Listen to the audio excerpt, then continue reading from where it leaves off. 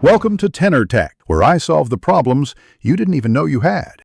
You're starting by wiring the drum source to the Mac. Plug your acoustic mic into the interface, or connect the electronic kit via USB MIDI or TRS. Once done, open System Preferences and select the audio interface as input and output, then launch Garageband and choose the correct project template. Make sure sample rate matches the interface, 44, 1 or 48 kHz, and set buffer size low for monitoring. This reduces latency. It prepares Garageband to receive clean drum signals immediately. Now you'll add tracks.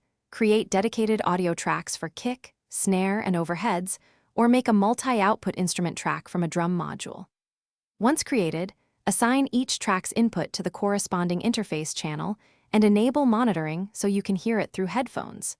Make sure to label channels clearly and insert a low-cut filter at about 80 Hz on toms/overheads to reduce stage rumble. Use a click track and light metronome volume.